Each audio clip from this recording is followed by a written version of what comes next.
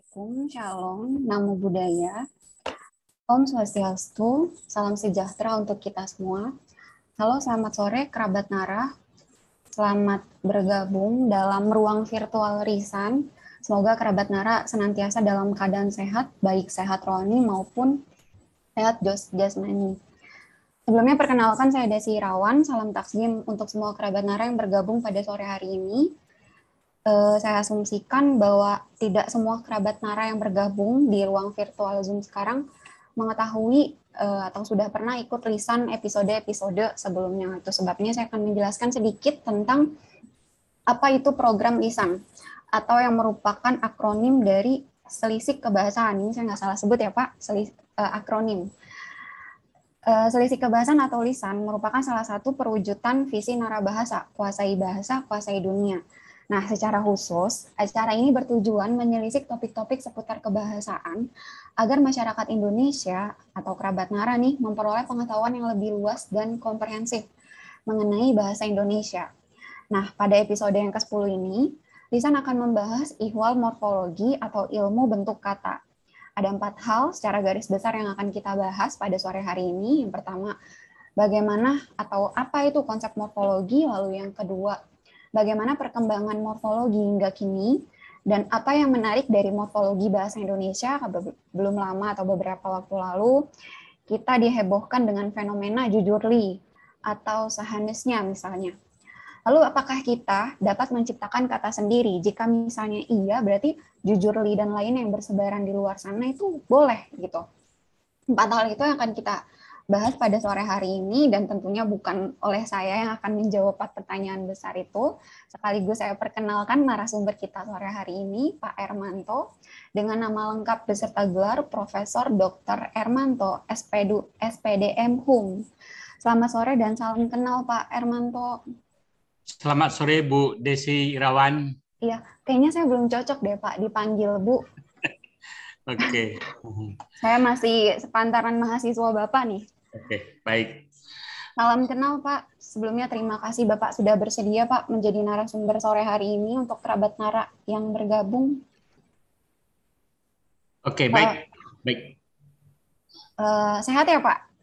Sehat. Oke.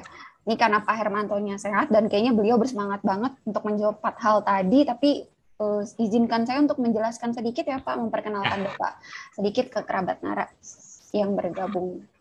Beliau seperti yang tadi saya sudah sebutkan, Profesor Dr. Ermanto SPDM Hum ini merupakan guru besar di bidang linguistik. Sekarang tengah menjabat menjadi dekan FBS, itu kepanjangan dari Fakultas Bahasa dan Seni Universitas Negeri Padang. Ini mohon koreksi ya Pak kalau saya salah.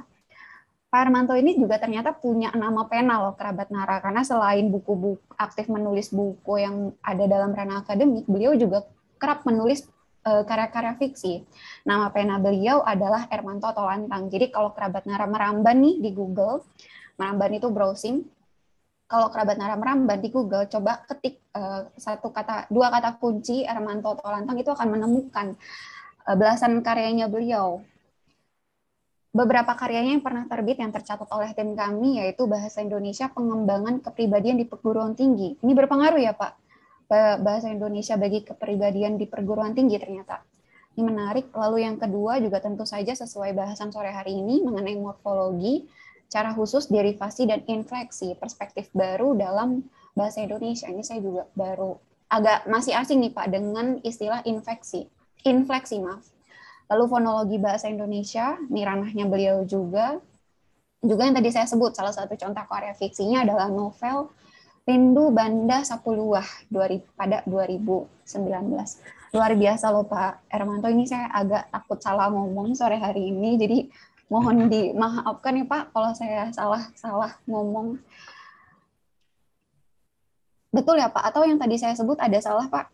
Boleh diklarifikasi Ya, sekalian perkenalan ke kerabat Nara sore ini. Oke, baik. Terima kasih Desi Irawan. Perkenalkan kerabat Nara, saya Profesor Dr. Ermanto SPDM Hum. Kalau sekarang menjabat sebagai dekan Fakultas Bahasa dan Seni Universitas Negeri Padang, yang sebelumnya berturut-turut pernah sebagai koordinator program studi sastra Indonesia, kemudian Wakil Dekan 1 FBS Universitas Negeri Padang selama 2 periode, dan sejak Juli 2019 menjabat sebagai Dekan. Dan pendidikan dulu S2 di bidang linguistik di Universitas Gadjah Mada, selesai tahun 99, dan 2004 kembali melanjutkan doktor di bidang linguistik. 2004 selesai 2008 di Universitas 11 Maret. Dan kemudian kembali mengajar 2009, dan 2010 diajukan guru besar khususnya linguistik, lebih khusus lagi di bidang morfologi tahun 2010 atau 1 Mei 2010 untuk guru besar di bidang linguistik. Begitu Desi Irawan. Oke, Pak. Dengan penelitian apa, Pak? 2010 waktu itu? 2010 untuk disertasi memang morfologi derivasi dan infleksi di dalam bahasa Indonesia. Yang kemudian dibukukan ya, Pak? Ya, kemudian perspektif dibukukan. baru dalam bahasa Indonesia tadi. Okay. Berarti sempat merantau ke Pulau Jawa nih, Pak, kalau saya lihat dari Pulau Jawa 2 kali lah, ke Yogyakarta 2 tahun, dan Surakarta, Solo 4 tahun. Oke, apa nih Pak yang paling dikangenin dari 2 kota itu? Ada yang yang harus diapakan. Saya nggak tanya spesifik tentang seseorang ya Pak, saya tanya tentang sesuatu. Iya. Oke. Ini ada 4 hal yang tadi sudah saya sebut Pak, kerabat Nara dan tim Nara Bahasa penasaran dari perspektif Bapak mengenai 4 pertanyaan besar yang kami ajukan. Tapi sebelumnya saya ingin mancing nih Pak, kerabat Nara di sini. Siapa yang sudah tahu atau yang sudah tidak asing lagi dengan kata morfologi? Ada yang sudah tahu? Boleh mengacungkan tangan, tidak buka video juga bukan masalah. Atau memang semuanya datang ke sini dengan harapan pengen tahu nih apa itu morfologi ya? Oh ada, silakan Bu. Barengan nih kompak. Perempuan dulu deh, karena Bu Alvina dulu yang saya lihat mengacungkan tangan, silakan. Silakan Bu Alvina. Mau membocorkan nih sebelum Pak Ermanto mau klarifikasi. Oke. Iya. Suara saya terdengar? Terdengar, Bu. Dengar, ya. Ya, waktu itu saya pernah belajar di semester 3 kalau nggak salah. Morfologi itu adalah ilmu linguistik yang mempelajari pembentukan kata. Oke. Yang paling mengena itu apa waktu semester 3 itu, Bu? Mungkin mempelajari ini sih, imbuhan gitu. Fiksasi. Ya. Oke. Lalu ada lagi? Ini banyak nih yang angkat tangan. Oke, saya lanjut ke Pak Bagus. Silakan Pak, mau membagikan apa itu morfologi menurut Bapak? Ya Mbak, jadi morfologi itu mempelajari bagian-bagian bahasa sampai pada satuan terkecil. Oke, kalau kita ngomongin satuan, kok saya jadi kayak sidang skripsi? Kalau kita ngomongin satuan terkecil, ini satuan terkecil dalam tataran apa dulu nih Pak? Kalau nggak salah bahas morfem ya? Morfem atau kausa? Morfem. Iya. Oke, Bapaknya anak bahasa juga dulu? Iya, saya baru semester 3. Oh, sekarang baru masuk semester 3. Iya. Jadi alasan ikut ini juga sekaligus ingin memperdalam kajian morfologi, betul? Iya. Oke, semangat ya Pak. Bentar lagi kalau nggak salah UAS ya? Masa-masanya UAS. Sedang dalam proses UAS ini. Oke. Ini terakhir sebelum diklarifikasi oleh ahlinya, kita dengar dari Pak Rian. Silakan Pak. Silakan Pak Rian. Terima kasih. Selamat sore Prof. Ermanto. Selamat sore Rian. Selamat sore Mbak Desi. Sore. Menurut saya morfologi itu salah satu cabang ilmu linguistik yang pelajari satuan dasar dari bahasa. Begitu, Pak Desi, Prof. Ermanto. Satuan dasar bahasa. Iya. Oke, Bapak juga dulu menempuh pendidikan bahasa? Iya, kebetulan saya dulu murid bimbingan Prof. Ermanto. Oh, Prof. Sekarang di mana, Rian? Tahuan deh. Di mana? Saya sekarang dinas di Balai Bahasa Riau, Pak, Kemendikbud. Oh, oke, Saya baik. dulu yang sama almarhum Al-Kadri, Pak. Ya, oke. Dan Prof. Hermanto Sekarang ini. sudah Ya, jadi pegawainya Kemdikbud nih. Kemdikbud. Sudah, Ya. Mbak Desi. Semoga amanah ya Pak. Terima kasih. Ini saya mungkin sedikit cerita. Dulu saya juga dapat kuliah morfologi itu pada semester 3 dan saya ingat betul morfologi itu kuliah yang jadi alasan kenapa kemudian saya jatuh cinta nih Pak sama ilmu linguistik. Karena itu awal dasar kan, karena semester 2 kami dikasih fonologi kalau nggak salah. Mungkin kalau Pak Hermanto kenal satu nama, Pak Untung Yuwono, beliau yang memperkenalkan atau yang membuat saya jatuh cinta dengan kajian morfologi tadi. Dan memang pada proses kuliahnya tuh salah satu kuliah yang sulit dimengerti. Ini saya menyebut kata dimengerti karena kata dimengerti itu membuat saya tergelitik. Ada satu momen di mana Pak Hermanto mengkritik Uda Ivan kalau nggak salah mengenai pembentukan kata dimengerti. Jadi nanti sekalian kita tanya ya di forum ini, kerabat Nara. Ini beliau ini udah cengar-cengir tapi kayaknya udahnya belum bergabung ya. Oke, bukan masalah. Pertama nih Pak, tadi konsep morfologi, apakah yang disebut oleh 3 rekan kita, 3 kerabat Nara tadi itu benar atau ada tambahan menurut Bapak? Oke, baik teman-teman kerabat Nara, selamat sore. Saya ingin menjelaskan secara ringkat bahwa morfologi ini memang adalah bagian dari ilmu linguistik yang mengkaji khususnya proses pembentukan kata. Jadi morfologi adalah proses pembentukan kata. Tapi perlu kita ingat bahwa proses pembentukan kata itu sebetulnya ada yang secara non-morfologis. Misalnya secara leksikal. Secara leksikal dipinjam, ada yang mengatakan dipinjam atau diambil begitu atau diserap dari bahasa daerah, dari bahasa asing, tetapi memang adalah kosakata itu yang kita ambil, misalnya yang kita serap atau yang kita gunakan ke dalam bahasa. Kajian yang seperti itu sebetulnya pembentukan kata juga tetapi secara non-morfologis. Yang kita maksudkan morfologis ini adalah proses pembentukan kata dengan penggabungan morfem. Misalnya morfem kita ulang, kita sebutlah itu namanya reduplikasi. Jadi kalau morfem yang sama kita ulang namanya reduplikasi. Apakah banyak proses pembentukan kata dengan mengulang itu cukup banyak termasuk pada bahasa-bahasa tertentu ya. Itu tidak seluruh bahasa di dunia yang menggunakan morfologi. Misalnya kalau kita lihat dalam bahasa Inggris tentu tidak ya. Tapi bahasa-bahasa di wilayah Austronesia, Melayu itu banyak menggunakan mengulang kata itu. Jadi morfem dengan morfem itu diulang namanya proses morfologi. Selain itu ada juga kita melihat menggabungkan morfem dengan morfem yang lain, namanya adalah pemajemukan. Dan jumlahnya cukup banyak juga pembentukan morfem tertentu dengan morfem tertentu dalam artian morfem bebas ya, kata dengan kata digabungkan membentuk suatu kata baru namanya pemajemukan. Selain itu ada yang ketiga, ini yang paling banyak khususnya untuk bahasa-bahasa Austronesia, bahasa Melayu seperti bahasa Indonesia, yakni adalah mengimbukan afik yang kita maksud morfem terikat pada morfem bebas atau pada kata, itu namanya afiksasi. Bisa diletakkan di depan, namanya imbuhan, bisa ada yang terletaknya di belakang, namanya akhiran, dan ada jumlah terbatas diletakkan di tengah kata, namanya sisipan. Walaupun yang terbanyak adalah di awalan dan akhiran atau gabungan awalan dengan akhiran. Jadi sesungguhnya itu 3 bentuk proses morfologi itulah yang ada di dalam bahasa Melayu atau bahasa Indonesia.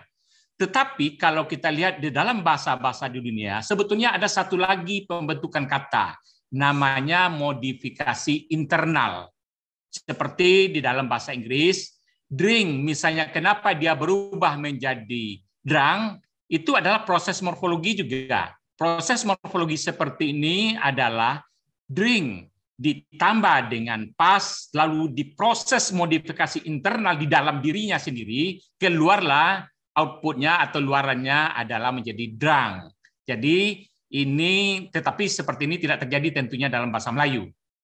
Tetapi itu harus kita jelaskan sebagai ahli, kenapa proses drink menjadi derang itu bagaimana? Dia tidak disisip, tidak diimbuhkan, tidak juga dimajemukkan, tetapi itu adalah proses lain namanya modifikasi internal. Itu terjadi di dalam bahasa-bahasa di dunia. Selain itu sebetulnya ada yang ketiga, namanya adalah diproses dengan morfem zero. Jadi morfem zero bagian dari ilmu filsafat, itu juga proses pembentukan kata juga dengan morfem zero. Jadi jika tidak ada perubahan, padahal secara morfologis itu ada ditambah dengan morfem zero yang keluarnya itu juga. Itu adalah bagian dari proses morfologi. Khusus di dalam bahasa Indonesia, dalam bahasa Melayu, pembicaraan kita adalah penggabungan morfem dengan morfem, pemajemukan mengulang morfem yang sama namanya pengulangan atau reduplikasi, dan penggabungan afik dengan morfem atau dengan kata dasar nanti dengan bentuk dasar kita sebut dengan afiksasi. Itulah jadi di dalam bahasa Indonesia sesungguhnya afik-afik yang ada tadi sangat potensial untuk menghasilkan kata baru. Cuma belum dimanfaatkan oleh pengguna bahasa. Misalnya kalau kita melihat, kita agak terkejut adanya pesepeda. Setelah pesepeda ada, bisa dijelaskan bahwa itu adalah orang yang bersepeda. Lalu setelah itu akan muncul, kalau kita lihat di dalam jagat komunikasi, muncullah pemotor. Lalu muncul lagi pemobil. Walaupun kadang-kadang belum kita temukan di dalam KBBI edisi 5 misalnya. Nah, itu adalah afik-afik yang masih potensial untuk dikembangkan di dalam penambahan jumlah kosakata bahasa Indonesia, dan nanti jika digunakan itu akan menambah kosakata bahasa Indonesia.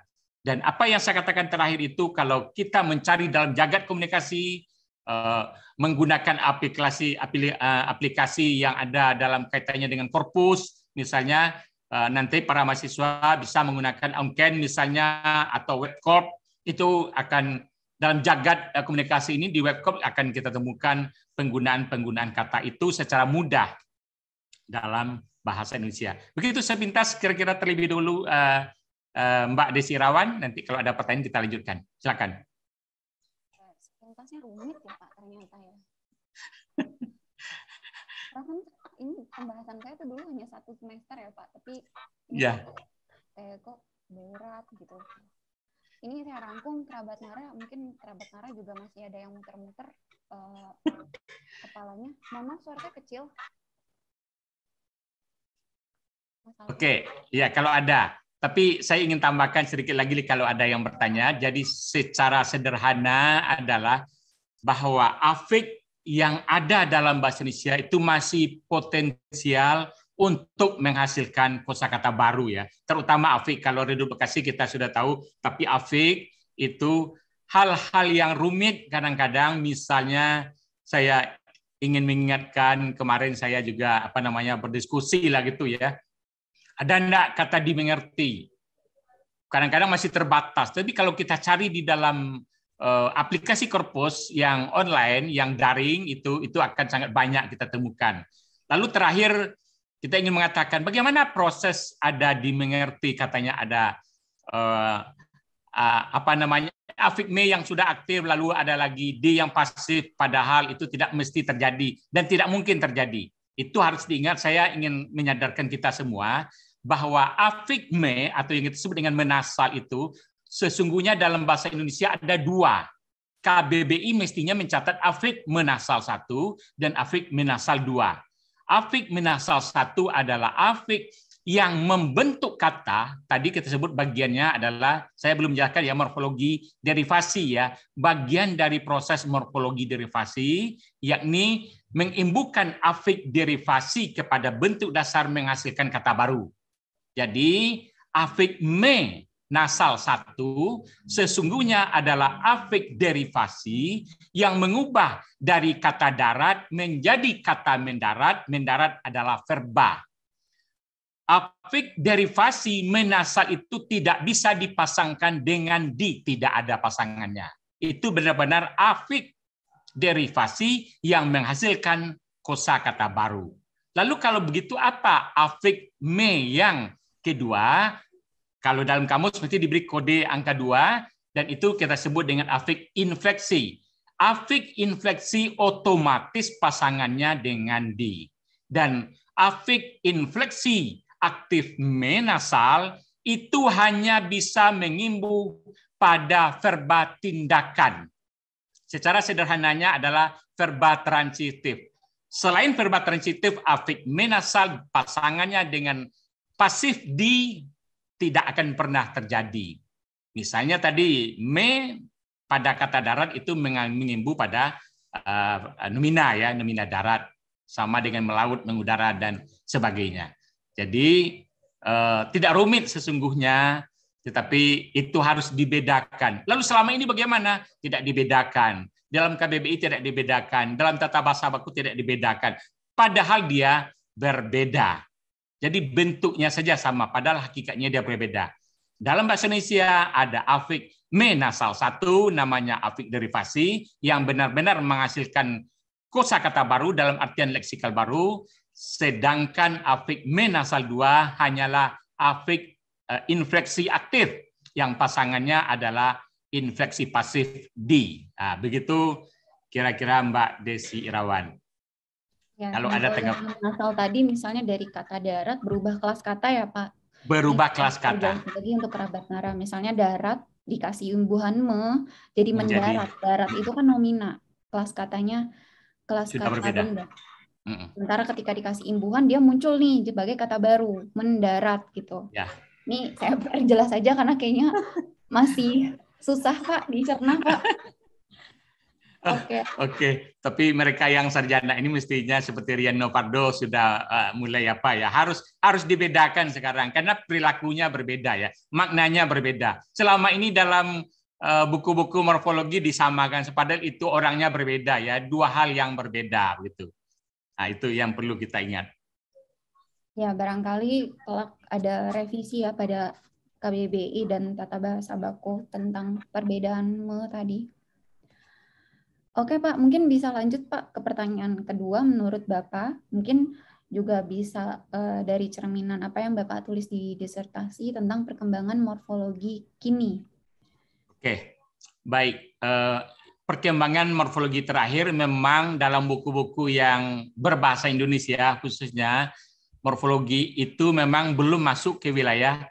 Dalam morfologi di dunia itu sudah lama dibedakan bahwa proses morfologi itu ada dua, yakni proses morfologi derivasi dan proses morfologi infleksi. Walaupun proses morfologi infleksi itu tidak banyak dalam bahasa Indonesia, tetapi ada seperti aktif pasif tadi, dan yang paling dominan itu adalah morfologi derivasi. Secara singkat, morfologi derivasi itu adalah pengimbuhan afik sasi atau afik, termasuk juga reduplikasi, termasuk juga penyembuhan, yang jelas itu nanti menghasilkan leksikal baru dalam artian makna baru, walaupun dia masih di dalam kelas kata yang sama.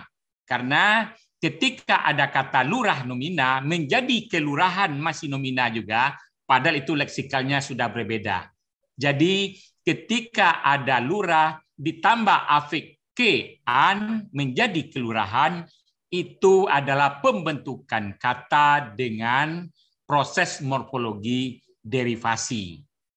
Tetapi kalau kita melihat ada, katakanlah itu cari, ketika kita imbukan afik menasal aktif pada cari menjadi mencari dan pasangannya bisa dicari, itu tidak mengubah makna, tetapi itu hanya mengubah struktur gramatikalnya, yakni struktur aktif dan struktur pasif.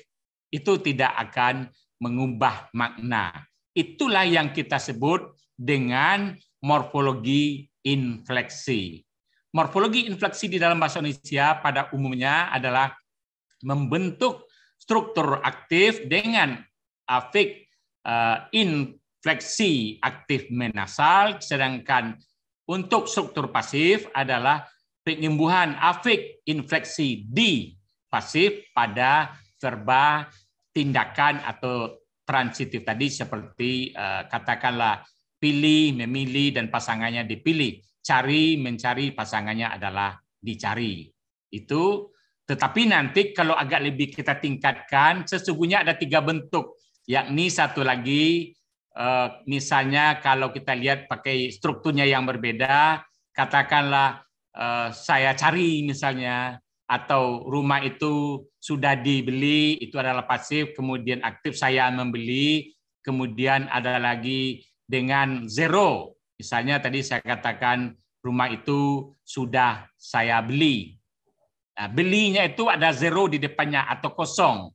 Jadi ada 3 bentuk sesungguhnya, ada dibeli, ada membeli, dan ada beli. Seperti dalam kalimat rumah itu sudah saya beli.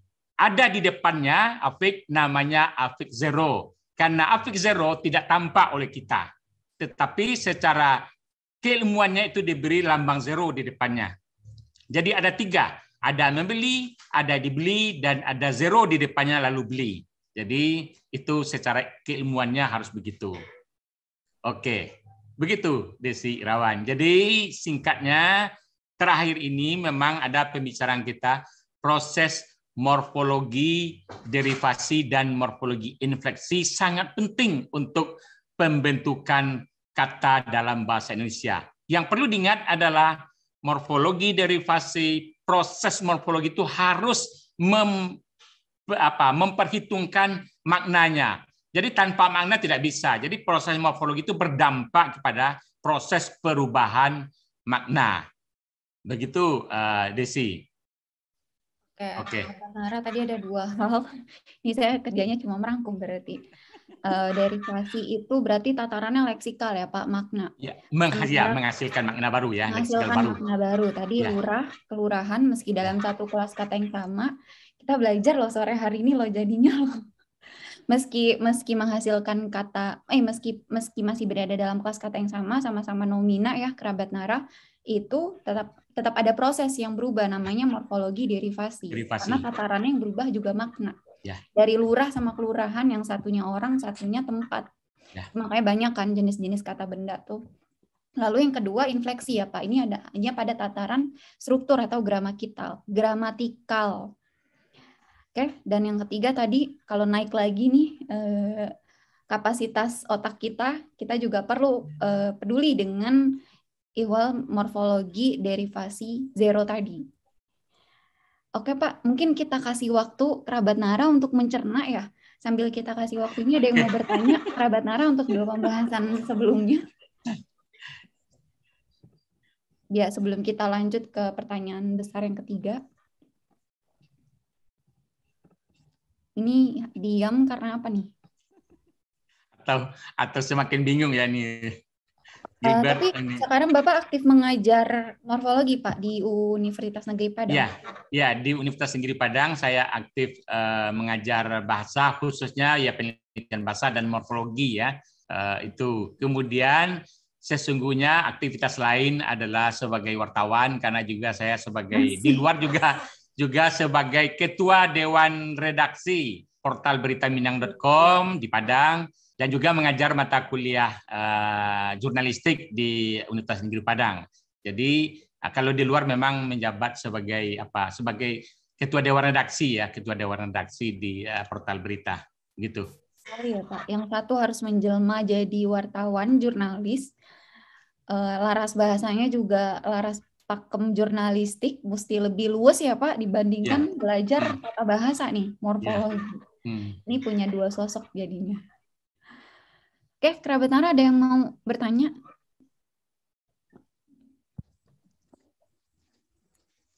Nggak ada? Sepertinya belum ada. Saya lanjut Pak. Tentang menurut Bapak, apa yang menarik dari morfologi bahasa Indonesia sekarang? Mungkin saya kaitkan pertanyaan ini dengan fenomena yang beberapa bulan lalu muncul Pak, tentang jujurli. Ada pertanyaan, apakah mungkin kata bahasa Indonesia itu diberi afiks dalam bahasa asing? Gimana menurut Bapak? Oke, baik. Kalau menurut saya itu mesti kita hindari dulu ya. Kita hindari kalau afik asing digabungkan itu akan Padahal seperti yang saya katakan tadi, kita masih banyak afik kita atau disebut dengan potensial ya. Secara teori itu afiknya itu potensial untuk kita gunakan, tetapi sebelumnya memang belum kita gunakan. Dengan membandingkan pembentukan kata yang sudah ada, afik-afik yang ada ini itu sudah bisa kita manfaatkan untuk menambah jumlah kosakata baru. Misalnya secara sederhana, dulu kita agak bingung dengan mengatakan dengan kata merumahkan. Nah, sebelum terjadi reformasi, kata merumahkan itu aneh. Jadi kata merumahkan aneh. Padahal itu adalah afik yang dipakai adalah afik kita saja. Jadi rumahkan. Jadi dari rumah menjadi rumahkan, menjadi dia, itu namanya kausatif ya, morfologi akibatnya adalah kausatif, menjadikan bentuk kausatif sampai di rumah. Itu kenapa ada merumahkan? Ya, nanti apakah mungkin ada kata mengantorkan dibandingkan kata merumahkan? Bisa saja ada kata mengantorkan, artinya menjadikan kembali ke kantor, merumahkan menjadikan dia ke rumah. Jadi mengantorkan itu dimungkinkan ada secara teori linguistik. Tetapi nanti kebutuhan masyarakat, namanya pragmatik, khasanah komunikasi, itu jika itu bisa memungkinkan itu akan muncul. Ketika merumahkan dulu itu tidak ada, tapi kata merumahkan itu muncul, itu adalah akibat karena tuntutan komunikasi. Ketika banyak yang diberhentikan bekerja di perusahaan-perusahaannya, maka kita gunakanlah bahwa pekerja itu, buruh itu harus dirumahkan mungkin dalam bentuk 3 bulan, 6 bulan, bahkan 1 tahun begitu. Maka kosakata merumahkan itu muncul. Padahal sebelum itu reformasi aneh bagi kita. Jadi kosakata yang seperti ini, seperti tadi itu dulu bagi kita pemotor itu aneh, pemobil itu aneh. Yang ada itu ada pesepeda, kadang ada kosakata bersepeda. Nah, begitu. Jadi kata yang seperti itu bisa kita kembangkan terus dengan bentuk-bentuk afik yang ada. Jadi jika belum ada, sesungguhnya kita bandingkan akan ada jika walaupun nanti ada namanya dalam linguistik itu hambatan-hambatan ya, walaupun ada hambatan-hambatan. Tapi jika misalnya kalau sekarang kita sudah menggunakan ada kata merindu, kadang-kadang itu aneh gitu ya. Dia biasanya rindu kepada. Tapi sudah mulai kita menggunakan kata merindu. Nanti ada pula kalau ada kosakata lain yang setara kawan-kawannya rindu kemudian marah, mungkin akan ada kata memarah. Tapi kalau sekarang mungkin aneh bagi kita. Tetapi pembentukan itu menjadi proses, yaitu namanya itu menjadi verba proses. Gitu. Jadi ada proses perubahan namanya verba proses. Atau kalau kita menyebut namanya verba peristiwa. Jadi merindu itu kan berproses menjadi rindu. Bukan dalam artian rindu ya. Rindu itu kan sudah selesai, rindu kepada. Tapi dia berproses hatinya itu sedang merindu. Kemudian nanti hatinya sedang memarah. Kemudian hatinya sedang mencinta. Mencinta dalam artian berproses untuk cinta kepada. Nah, itu adalah bisa dimanfaatkan. Sekarang orang menggunakan biasa saya menggunakan menjuri. Bagaimana apa kegiatannya sekarang? Saya sedang menjuri. Pada hari ini saya sedang menjuri. Itu adalah artinya kan menjadi juri dalam hal itu. Kalau begitu, bisakah kita membuat kata mewasit misalnya? Karena dibandingkan kata menjuri tadi. Tentu boleh. Kenapa belum ada? Itu hanya jagat komunikasi dalam artian pragmatik belum menggunakan. Secara teori afiksasi itu bisa. Namanya potensial. Cuma dia belum jadi. Kalau gitu siapa yang akan menggunakan kata mewasit? Ya boleh kita sebetulnya. Siapa saja. Secara morfologi dia sah. Kemarin orang untuk membuat kata pemobil itu aneh. Padahal digunakan oleh masyarakat. Akhirnya bisa berterima. Sekali lagi walaupun di dalam KBBI belum tercatat ya. Itu jadi proses morfologi itu memang harus kita bandingkan dengan semantiknya. Jadi teman-teman semuanya, afiksasi di dalam bahasa Indonesia itu masih sangat potensial untuk kita gunakan untuk menghasilkan kosakata baru. Terakhir saya memang sering namanya berkomunikasi lah kalau tidak berdebat dengan para ahli bahasa di Jakarta. Kamus Besar Bahasa Indonesia itu turunannya atau makna-maknanya tidak memperhatikan proses morfologi. Walaupun nanti akan ada non-morfologi. Non-morfologi itu adalah, kalau kita lihat sekarang non-morfologi bisa kita kembangkan berdasarkan korpus misalnya ya. Menggunakan aplikasi korpus itu bisa. Tetapi dasar utamanya pastilah morfologi. Nah, morfologi terutama morfologi derivasi. Sebagian ada yang penjelasan-penjelasan maknanya itu menggunakan morfologi derivasi. Kasus misalnya, kemarin saya berdebat ya dengan orang-orang dari Jakarta misalnya. Ditulisnya, kenapa ada memengerti? Kalau menurut saya, dimengerti ada, mestinya memengerti ada ya.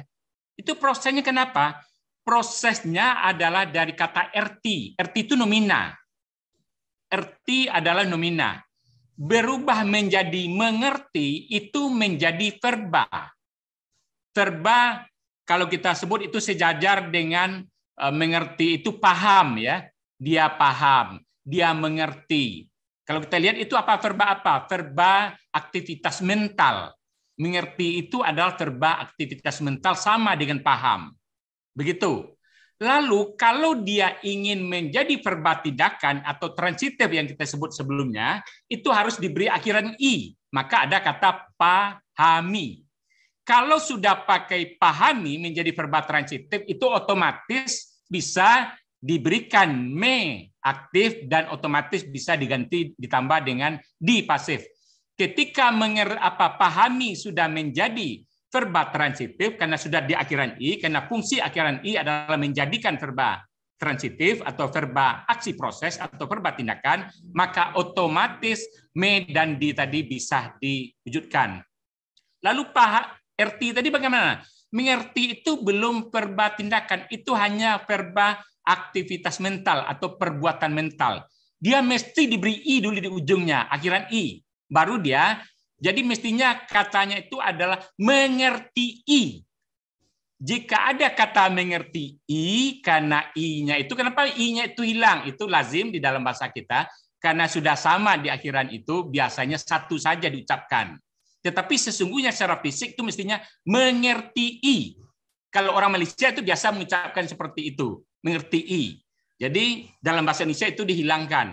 Kalau sudah menjadi nomina erti menjadi mengerti verba perbuatan, lalu ditingkatkan dia menjadi verba tindakan atau transitif tadi dengan akhiran i. Jadilah mengerti i. Kalau sudah verba tindakan mengerti i, itu otomatis bisa ditambah dengan me dan di. Jadi artinya maka tadi mestinya itu dimengerti i.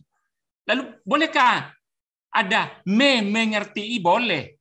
Kemarin saya lihat dalam jagat komunikasi itu ditemukan ada beberapa kalimat yang menggunakan kata memengerti dalam jagat komunikasi digital ya. Buktinya ada. Tapi kalau tidak ada, itu adalah karena tadi sama dengan kasus i, di depan ada me dua kali, dilesapkan atau dihilangkan untuk sementara dalam ucapan. Tetapi secara morfologi, jadi kemarin para wartawan mengatakan me-nya itu kok ada di pasif lalu me-nya aktif. Me-nya itu bukan pasif. Me-nya itu adalah me nasal derivasi ya, itu bukan infleksi. Jadi mengerti i, me-nya itu bukan aktif. Me-nya itu adalah me nasal yang pertama tadi. Pembentuk verba perbuatan mental tadi itu namanya afik derivasi. Jadi itu bukan afik me nasal aktif, itu yang keliru para wartawan. Kok ada aktif lapan di? Tidak. Itu adalah me nasal 1 ya, bukan me nasal 2. Kalau me nasal 2 memang tidak boleh dengan ditambah lagi dengan di, tidak boleh, itu udah pasti. Nah, itu yang tidak dipahami oleh para wartawan kita, oleh para ahli-ahli kita secara morfologi, derivasi dan infleksi. Begitu kira-kira Mbak Desi Irawan ya. Kalau ada Pak, yang silakan. Yang belum keluar, Pak. Oke. Saya persilakan, Pak. Jadi yang ingin saya sampaikan adalah bahwa proses morfologi, derivasi dan infleksi tidak bisa hanya dengan cara kalau dalam orang linguistik namanya dengan stemanisasi atau dipotong-potong saya stem gitu. Harus diperhitungkan maknanya. Jadi kalau teman-teman kerabat Nara mengatakan bahwa P makalah adalah P tambah makalah, jadi P nasal itu mengimbu pada makalah. Kalau begitu apa artinya? Orang yang makalah? Tidak. P nasal itu artinya adalah orang yang melakukan. Jadi sama dengan pencari. Pencari itu adalah orang yang mencari. Pembeli itu adalah orang yang membeli sesuatu bentuk dasarnya. Lalu kalau pemakalah, orang yang makalah? Tidak. Penasal itu bisa bergabung pada verba tindakan atau klausa tindakan. Kalau begitu pemakalah itu apa? Sebetulnya adalah orang yang menyajikan makalah. Mesti menjadi pemakalah itu bukan pemakalah awalnya, mestinya P ditambah menyajikan makalah, namanya klausa tindakan, akan menjadi penyaji makalah. Lalu penyaji makalah itu dihilangkan orang sajinya, itu berubah menjadi bentuk pemakalah. Jadi pemakalah bukanlah orang yang makalah, tetapi pemakalah adalah orang yang menyajikan makalah. Jadi ada penasal itu bergabung pada verba tindakan, tetapi sesungguhnya naik di atas lagi, penasal itu mengimbu pada klausa tindakan. Jadi setara itu urutan-urutan jenjang secara linguistiknya. Walaupun jumlahnya terbatas begitu ya. Itu. Oke. Semudah-mudahan ini bertambah bingung gitu ya. Jadi saya pun masih mikirnya loh Pak, jujur. Iya. Jadi morfologi itu harus memperhitungkan maknanya. Itu hanya dulu memotong-motongnya tanpa hitung maknanya begitu. Sama dengan pembeli adalah orang yang membeli. Peminta adalah orang yang meminta ya. Pemukul adalah orang yang memukul. Kalau kita bicarakan lagi pemukul itu, nanti ada dua lagi itu namanya. Ada pemukul sebagai instrumen, ada pemukul sebagai agen. Dalam linguistik namanya nominalisasi agen, tadi pemukul sebagai orang, dan nominalisasi instrumen namanya alat. Misalnya dia memukul menggunakan kayu. Menggunakan kayu itu kan alat. Kayu tadi itu disebut dengan pemukul. Lalu kalau begitu ada dua pemukul dalam bahasa Indonesia, mestinya dalam KBBI ada dua. Satu pemukul satu dan pemukul dua di dalam KBBI mestinya. Pemukul satu tadi adalah nominalisasi agen atau orang yang memukul, sedangkan pemukul dua adalah alat untuk memukul. KBBI itu tidak membedakan, padahal itu ada di dalam bahasa Indonesia berdasarkan proses morfologi. Begitu Desi Rawan. Jadi pemukul itu dalam KBBI mestinya dua itu. Kan biasa di lemanya itu ya, pemukul satu, ini artinya pemukul dua. Siapa yang menggunakan diserahkan nanti kepada para pengguna bahasa itu. Begitu Desi Rawan. Karena ini disiarkan Pak melalui YouTube, silakan kalau ada unek-unek yang masih dipendam Pak. Dan ini juga semoga ditonton oleh tim penyusun KBBI. Ini nggak kami sensor, karena memang kalau misalnya kita telaah lagi akan banyak pertanyaan-pertanyaan. Kalau misalnya kita bandingkan dengan teori para ahli atau teori yang ada di buku-buku, terus akan muncul kok begini. Sementara kita sebagai pengguna bahasa hanya ingin tahu yang bisa kita pakai tuh yang mana sih gitu. Makanya sebenarnya KBBI ini alat loh Pak. Ya. Nah, kalau misalnya tadi ternyata banyak tapi jadi dipertanyakan kan. Aduh, ini direkam ya. Oke. Ya. Kerabat ya, Nara apa-apa. bertanya perihal silakan kalau ada yang bertanya, silakan.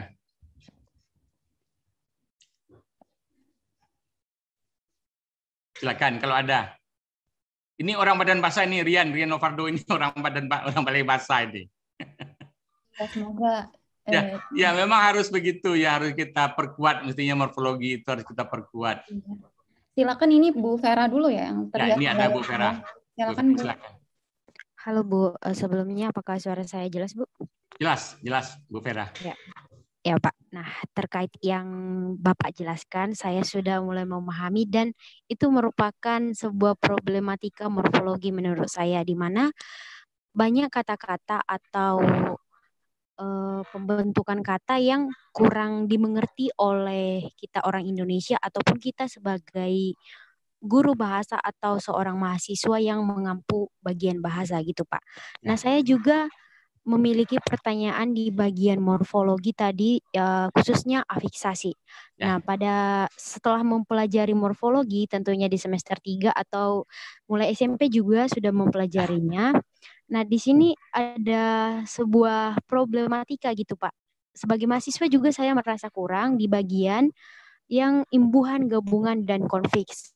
Saya juga sering bertanya kepada dosen bahwa imbuhan gabungan itu adalah di mana ada imbuhan awalan dan akhiran digabung dengan kata dasar, dan ketika kata tersebut dipisah, contohnya kesatuan. Kesatuan ini terbentuk dari imbuhan ke-an digabung dengan kata dasar satu, di mana kata ini bisa dipisahkan dan memiliki arti tersendiri, contohnya ke satu dan satuan. Dan untuk imbuhan konfiks seperti itu, Pak, yang dimana imbuhan tidak bisa dipisahkan dengan imbuhan yang sama, yaitu ke-an, jika digabung dengan beberapa kata. Contohnya itu ke-an digabung dengan sehat. Jika kata ini kita pisahkan, contohnya sehat digabung dengan awalan saja atau sehat digabung dengan akhiran saja, itu tidak memiliki arti. Contohnya kesehat dan sehatan gitu, Pak. Nah, apakah ada solusi yang Bapak berikan bagi saya dan juga teman-teman yang di sini supaya kami lebih paham lagi dan kami boleh menjelaskan kepada orang-orang yang menanyakan kami tentang problematika perbedaan dari imbuhan gabungan dan konfiks ini, Pak. Terima kasih, Bapak. Oke, baik. Terima kasih, Vera. Jadi setidaknya tadi sudah mulai mempertanyakan begitu ya. Padahal itu adalah bagian dari kerja kita selama ini.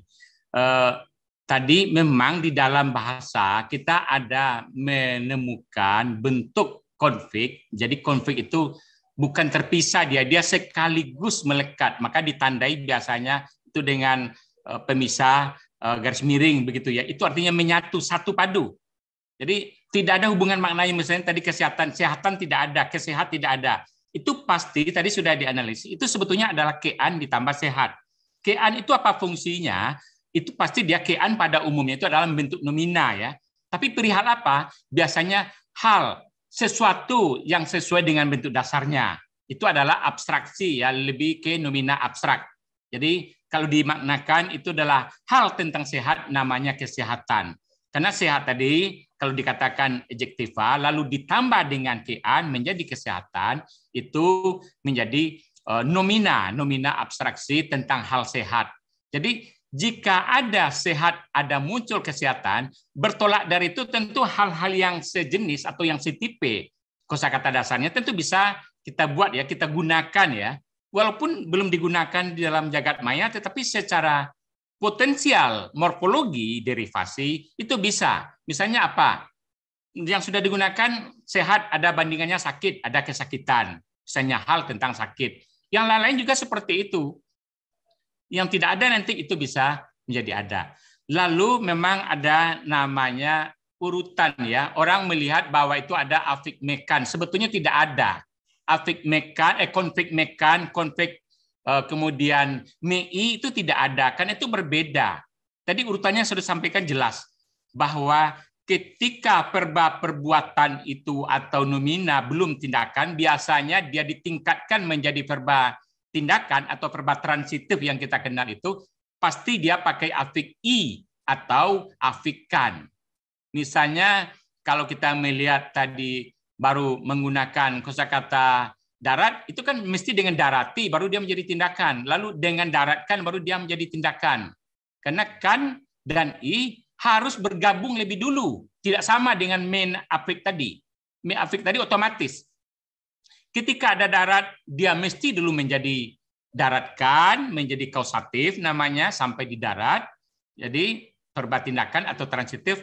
Ketika dia sudah transitif itu otomatis saja tadi bisa dengan meng nasal aktif, bisa dengan di aktif, atau tadi dengan zero tadi juga ya, karena zero itu juga digunakan dalam konteks tertentu ya.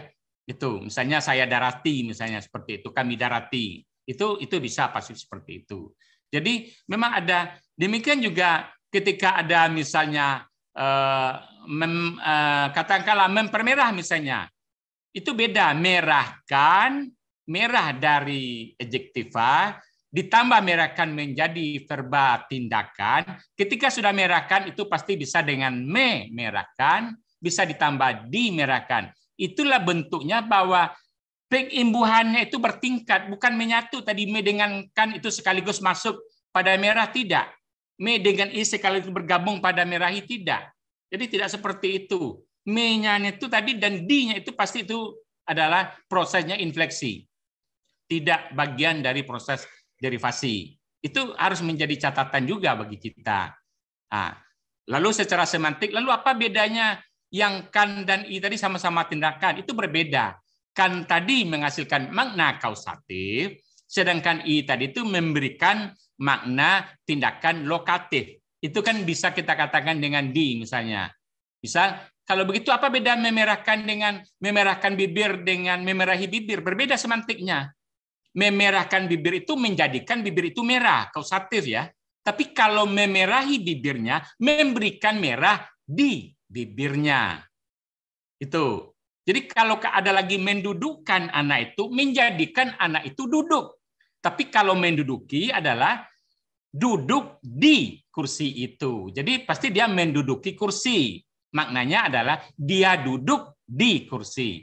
Kalau mendudukkan mesti itu anak itu. Menjadikan anak itu duduk di kursi. Jadi mendudukkan anak itu di kursi.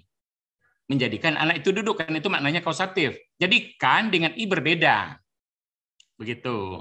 Jadi apa yang ditanyakan tadi itu perlu kita dalami, dan itu karena tidak bisa ya dipotong saja bahwa ini adalah imbuhan, tapi maknanya harus diperhitungkan. Maknanya tadi itu adalah pendalaman dari kajian morfologi derivasi dan morfologi infleksi. Begitu. Mungkin di dalam buku-buku morfologi kita yang selama ini, yang dasar, memang tidak ada pembicaraan morfologi derivasi dan infleksi, hampir tidak tersentuh gitu ya. Itu. Oke, Desi Rawan. Ada yang lain barangkali ini yang akan bertanya. Sebelum ke penanya lain, Pak, tentang buku tadi itu bisa didapatkan di mana, Pak? Atau dijual untuk umum atau hanya terbatas pada lingkup UN, Pak? Tidak, sudah ada yang diterbitkan oleh penerbit itu ya, penerbit Jakarta yang tadi disebutkan perspektif baru itu ada di dalam penerbit nasional, sudah ada yang menerbitkan. Oh, sudah diterbitkan untuk umum? Iya. Okay. Apakah itu sudah terbatas dijual atau tidak, itu yang saya tidak tahu. Kan kalau dicari di googling atau ya pencarian perambah itu kan ada ya. Itu. Oke, lanjut ke siapa nih? Tadi lebih dulu Bu Uyi atau Bu Fiora? Mungkin Bu Uyi dulu karena di saya yang pertama, layar pertamanya itu Bu Uyi. Silakan Bu Uyi. Ya, terima kasih Mbak Desi waktunya. Mohon izin bertanya, Prof. Ya, silakan Bu Uyi. Pertanyaan saya tentang morfologi yang potensial tadi, Prof. Ya. Yang di masyarakat berpotensi untuk digunakan, seperti tadi kata mewasit ya. Ya. Nah, ada satu kata yang saya temukan di KBBI, memperburuk, itu ternyata tidak ada. Padahal di masyarakat itu saya rasa banyak sekali digunakan. Sementara untuk kata yang lain seperti memperparah, mempercepat, itu ada terdaftar. Nah, itu termasuk yang potensial atau seperti apa ya, Prof? Soalnya kan kalau tadi potensial itu di masyarakat berpotensi, yang artinya memang belum digunakan tetapi mungkin. Sementara memperburuk, sepemahaman saya di masyarakat justru banyak tetapi tidak ada di KBBI. Mohon pencerahannya, Prof. Terima kasih. Oke, baik. Nanti bisa dicek lagi dalam kamus. Tapi kalau secara morfologi, per tadi itu namanya memang pada umumnya ya itu ada itu pada kata sifat ya, pada kata sifat, tapi menjadikan verba, namanya verba tindakan. Disebut lagi maknanya nanti verba tindakan lebih, maknanya lebih. Jadi dia berbeda antara kan tadi misalnya memerahkan dengan mempermerah berbeda gitu ya. Sama juga memburukkan itu kan kausatif, menjadikan dia buruk. Sedangkan memperburuk adakan dia menjadikan lebih buruk. Nah, itu adalah memperburuk. Memperburuk dari kondisi yang buruk, kalau diperburuk menjadi lebih buruk. Sama dengan memperunyam misalnya. Runyam itu sudah jelek, tetapi ditambah lagi memperunyam menjadikan lebih runyam lagi begitu. Jadi itu adalah potensial dan itu ada. Dan secara teori tadi memang itu kan ada. Jadi secara teori, tapi dalam KBBI coba dicek lagi, tapi mudah-mudahan sudah ada ya. Kalau saya melihat mungkin sudah ada di KBBI atau ada hilang, itu tidak tahu. Tetapi itu adalah potensial tadi, potensi secara teori dan potensi juga ketika digunakan di dalam jagat komunikasi, Bu Iji. Jadi itu tuh hal yang sah-sah saja ya. Per tadi itu adalah memang pada kata sifat. Jadi kalau ada mempermerah, memperpendek, memperjelek, itu boleh-boleh saja kan itu adalah khasana afik per dalam bahasa Indonesia dalam artian menjadikan dia verba tindakan tadi dalam artian bermakna itu menjadikan lebih ya, kausatifnya kausatif lebih. Sedangkan tadi kausatif saja. Sedangkan yang per adalah kausatif lebih. Kalau dia sudah menjadi verba tindakan itu otomatis saja nanti mem perburuk, diperburuk atau perburuk itu otomatis karena dia sudah verba tindakan. Verba tindakan itulah atau aktif transitif itulah yang bisa diubah-ubah menjadi aktif pasif begitu. Ya. Begitu Bu ya. Dari segi proses berterima ya Pak, dan setelah saya cek ternyata ada kok Bu di KBBI ada, ya? Sudah terekam. Mestinya terekam itu dan itu memang harus kan itu kan padarannya memang seperti itu. Tadi kan pertanyaan Bu Wi kenapa memperburuk tidak ada sementara memperparah ada. Dari segi morfologi itu berterima banget ya Pak. Berterima, pola ya. Dari pola tersebut. Cuma barusan saya cek itu saya bagikan juga di ruang obrolan tautannya KBBI versi daring Bu, itu ada kok. Ya. Sudah terekam. Sudah terekam ya. Terima kasih Mbak. Ya. Ya, mungkin kalau di versi ponsel, kalau ibunya pakai iPhone memang belum diperbarui. Kalau ponsel pembaruannya lama. Oh iya. Dari mungkin segi memang faktor pengembangnya. Oke. Lanjut terakhir, ini akan menjadi pertanyaan terakhir Pak pada sesi lisan kali ini dari Bu Fiora. Silakan nyalakan mikrofon. Silakan Bu Fiora. Oke, apakah terdengar suara saya? Terdengar. Oke, baik, terima kasih atas kesempatannya. Sebelumnya saya izin bertanya perihal penempatan pe dalam kata pembeli yang tadi sudah dipaparkan. Dan makna yang dipahami adalah orang yang membeli. Lalu saya tadi tiba-tiba terpikirkan oleh kata peselingkuh yang ternyata diartikan di KBBI adalah orang-orang yang berselingkuh. Akan tetapi juga orang pada umumnya biasa menggunakan istilah tukang selingkuh. Lalu kembali lagi ke kata pembeli. Apakah bisa kita katakan sebagai tukang beli, sedangkan menurut saya sendiri, secara makna kata tukang dan beli sangat berbanding terbalik. Terima kasih. Begitu, Pak. Oke, baik, Fiora.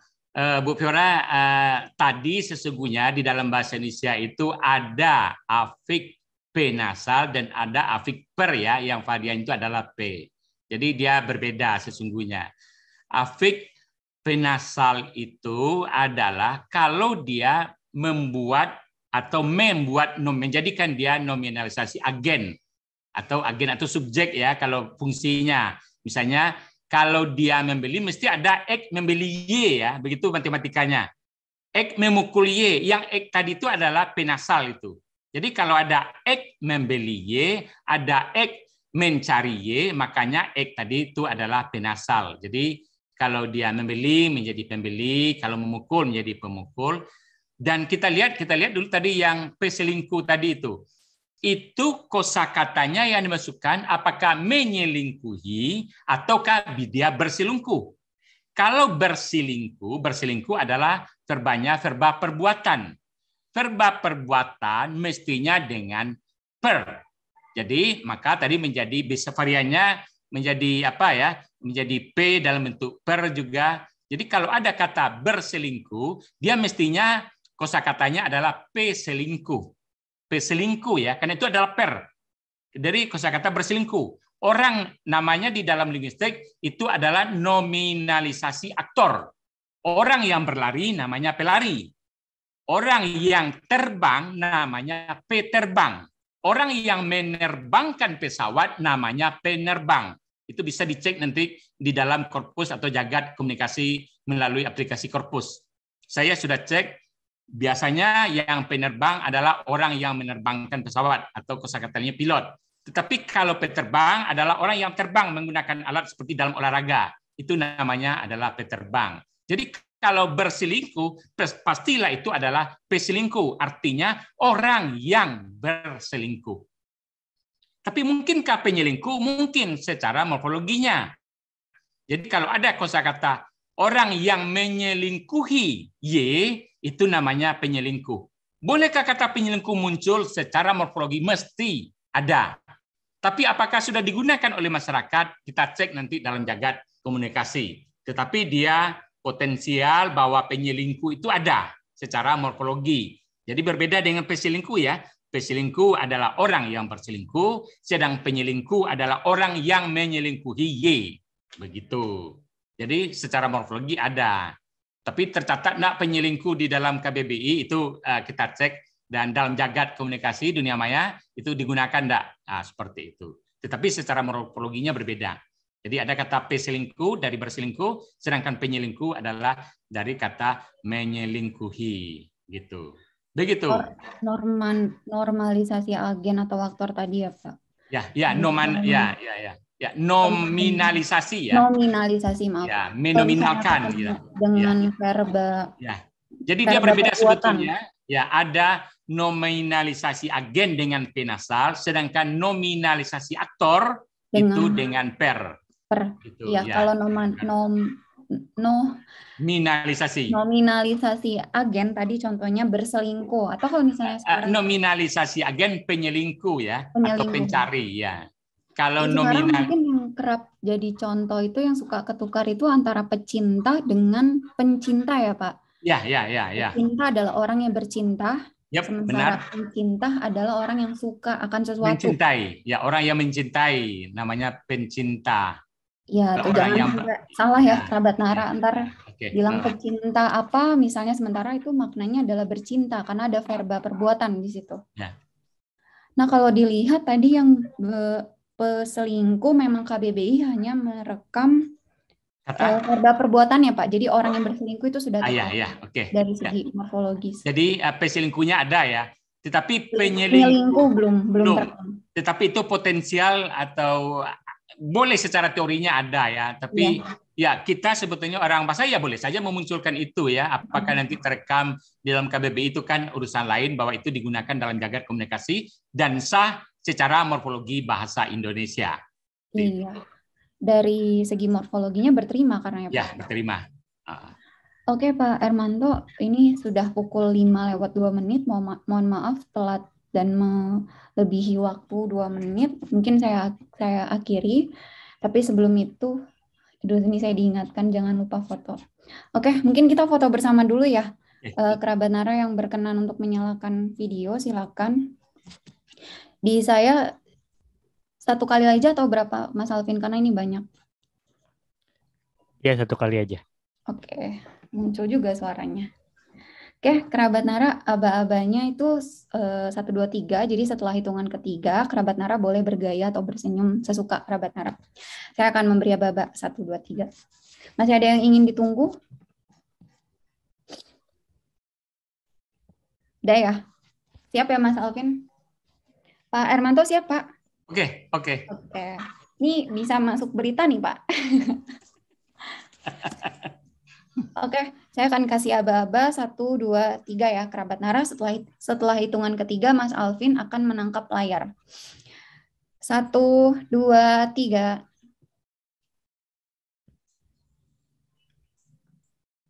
Sekali lagi ya, Mas Alvin. Oke. Jadi setelah saya hitung 1, 2, 3, nanti mungkin tahan dulu senyumnya 3 detik karena kita nggak tahu nih proses penangkapan layarnya. Sekali lagi kerabat Nara, 1, 2, 3.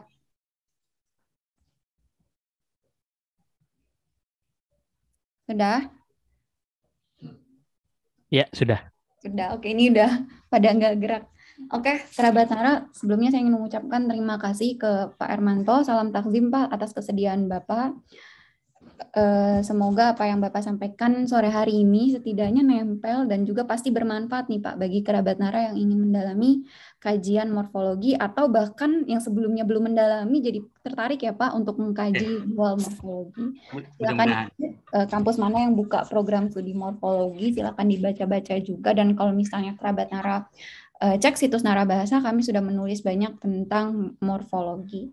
Seperti yang tadi Pak Ermanto bilang, morfologi ini merupakan peluang ya, banyak afiksasi bahkan yang potensial jadi kata baru. Kalau misalnya katanya cita-cita negara kita adalah menjadikan bahasa Indonesia bahasa internasional, salah satu caranya adalah dengan memperbanyak kosakata. Salah satunya yaitu tadi dengan memanfaatkan morfologi sebagai aspek ya Pak.